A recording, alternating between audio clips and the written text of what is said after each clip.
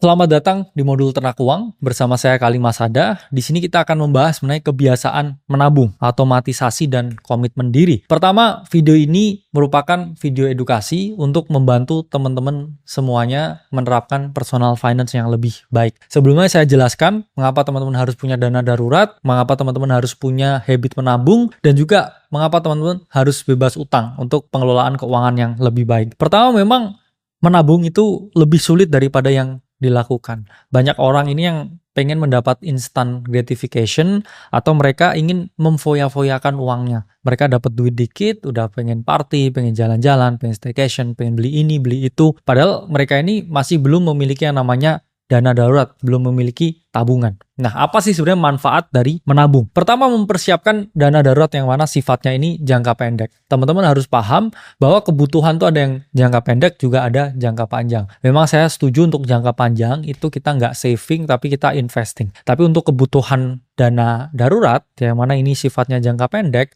ya teman-teman butuh tabungan, butuh dana darurat. Kemudian kedua, untuk memenuhi ya rencana pendek menengah ya 1-5 tahun ke depan itu masih oke untuk teman-teman cover dengan uang saving teman-teman. Dan ketiga, orang yang memiliki tabungan itu mereka merasa lebih aman, merasa lebih nyaman sehingga hidupnya ini lebih tentram. Saya juga melihat orang-orang yang secara stabil itu selalu memiliki dana darurat yang cukup oke. Nah, teman-teman terakhir juga mewujudkan tujuan keuangan jangka panjang. Semua yang besar itu dimulai dari sesuatu yang kecil. Jadi teman-teman harus paham bahwa harus ada ya tujuan jangka pendek, jangka menengah juga jangka panjang. Lalu apa nih strategi untuk teman-teman ini bisa rajin menabung? Pertama, tentukan tujuan yang spesifik. Apa yang kamu pengen? Saldo berapa yang kamu mau?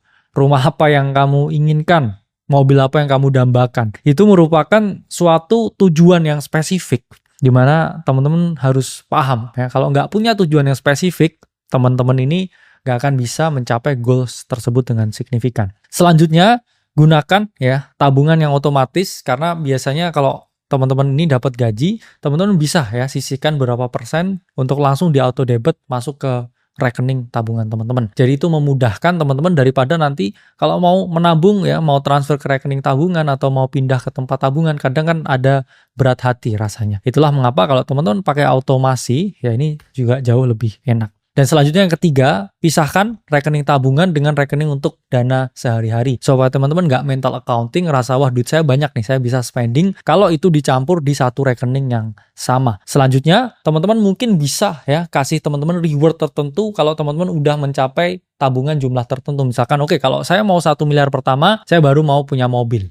Beli mobil 100 juta. Itu juga bisa teman-teman lakukan. Selanjutnya, teman-teman juga monitor ya progresnya dan juga beri apresiasi ke diri kalian kalau kalian ini sudah ya mencapai taraf tabungan tertentu. Dan selanjutnya ya teman-teman bisa mengevaluasi targetnya apakah dalam beberapa bulan atau beberapa tahun tercapai atau enggak. Misalkan saya mau nabung 1 miliar 1 tahun ini, di 1 tahun ke depan kira-kira tercapai atau enggak. Kalau enggak berarti ada strategi yang harus dirubah. Teman-teman harus melakukan penyesuaian alokasi yang baik supaya targetnya ini bisa tercapai. Jadi itu untuk modul hari ini. Sampai jumpa di modul selanjutnya.